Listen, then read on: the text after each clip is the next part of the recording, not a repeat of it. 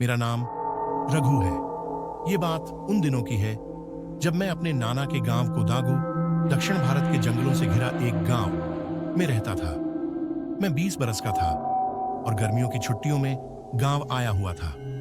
गांव छोटा था, हर कोई एक दूसरे को जानता था। रात को लोग बरगद के नीचे बैठते और पुरानी लोक कथाएं सुनाया करते। गांव में एक बूढ़ा आदमी रहता था, दामोदर काका। उसका घर गांव के छोर पर था, एक घना और सूना इलाका। लोग कहते थे कि उसके परिवार पर एक साया है, कोई अदृश्य छाया जो उसके पीछे पीछे चलती है।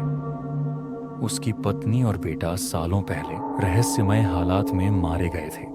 मां हमेशा कहती थी, रघु, दामोदर काका के घर के पास मत जाना।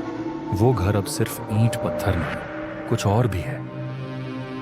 मैंने कभी इस बात को गंभीरता से नहीं लिया जब तक मैंने उसे खुद नहीं देखा। अब मेरा बचपन का दोस्त और सुरभि, गांव की एक लड़की जिसे मैं पसंद करता था, आम के बगीचे में बैठे थे।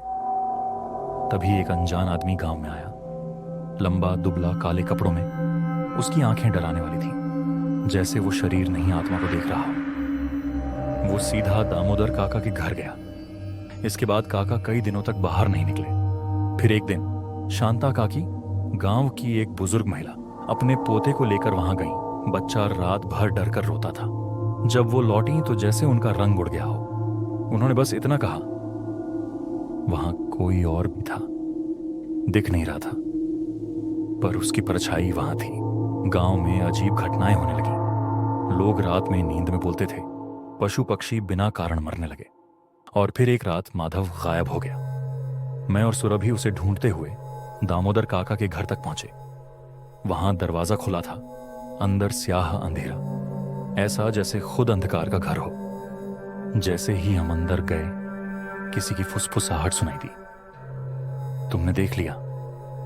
मैंने मुड़कर देखा। सुरभि गायब थी।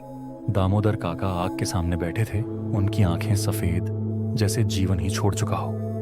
उन्होंने कहा, अब तुम भी देख चुके हो, अब वो तुम्हारे पीछे चलेगा। मैंने कांपती आवाज में पूछा, कौन? उन्होंने आग की ओर इशारा किया और लपटों से एक परछाई निकलकर दीवार पर चढ़ गई। वो जो तुम्हारी परछाई बन जाता है, साया, काका ने धीरे से कहा। उस रात के बाद मेरी जिंदगी कभी पहले जैसी नहीं रही।